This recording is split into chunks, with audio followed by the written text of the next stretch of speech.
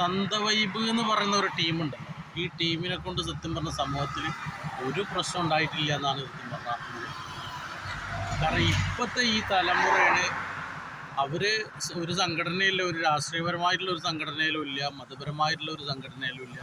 അവർ free ആയിട്ട് ഇങ്ങനെ നടക്കണം. ഈ ഫ്രീ ആയിട്ട് നടക്കുന്ന ഇവരാണ് ഇന്ന് ഒരുപാട് പല ഐറ്റംസ് നമ്മൾ എന്താ പറയുക, കേൾക്കാൻ പറ്റാത്ത ഐറ്റംസ് അത്രക്കും മയക്കുമരുന്ന് കാര്യങ്ങളൊക്കെ ഉപയോഗിച്ചിട്ട് ഇതുപോലത്തെ പ്രവർത്തനങ്ങൾ ചെയ്യുന്നത്. ഇപ്പം നമ്മൾ എന്ന് ന്യൂസ് എടുത്തിട്ടുണ്ടെങ്കിൽ ഓരോ ദിവസം ഇടയില്ലാതെ കേൾക്കുന്ന സംഭവങ്ങളാണ് ഒക്കെ. ഇതിൽ ഈ തന്തവൈബിനെ കളിയാക്കുന്ന കുറേ ആളുകളുണ്ട്.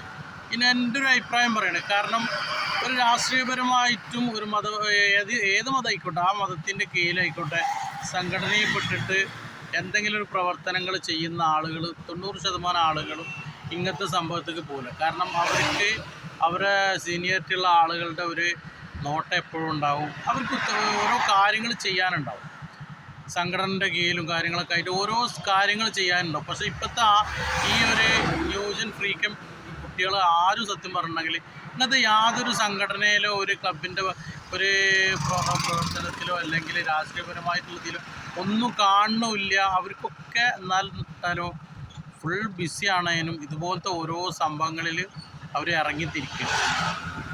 അപ്പോൾ എന്തെങ്കിലും ഒരു പരിപാടിയിൽ അത് എന്നെ മതം എന്നില്ല, ഏത് മതം ആയിക്കോട്ടെ, ഏത് ഇതിലായിക്കോട്ടെ, ഒരു സംഘടനയിലൊക്കെ സത്യം പറഞ്ഞാൽ ഉണ്ടാവുന്നത് നല്ലതാണ് എന്നുള്ളൊരു അഭിപ്രായമാണ്. കാരണം വെച്ചിട്ടുണ്ടെങ്കിൽ അവർക്കപ്പോൾ ചെറിയൊരു ഉത്തരവാദിത്വ ബോധവും കാര്യങ്ങളും സമൂഹത്തിൽ അറിഞ്ഞിട്ടുണ്ടെങ്കിൽ, മറ്റുള്ളവർ തെറ്റ് ചെയ്യുമ്പോൾ മറ്റുള്ളവർ അറിഞ്ഞിട്ടുണ്ടെങ്കിൽ അത് എൻ്റെ സംഘടനാ ജീവിതത്തിലെ രാഷ്ട്രീയ ജീവിതത്തിലൊക്കെ ബാധിക്കും എന്നുള്ളൊരു ബോധം ഉണ്ടാക്കിയെടുക്കാൻ സത്യം പറഞ്ഞാൽ ഏതെങ്കിലും ചെറിയൊരു സംഘടനയിലെങ്കിലും അവർ ഒരു അനുഭാവിയായിട്ട് നീങ്ങണം, അതിൻ്റെ പ്രവർത്തനങ്ങളിലേക്ക് നീങ്ങുന്നത് നല്ലതാണെന്ന് എൻ്റെ ഒരു അഭിപ്രായം.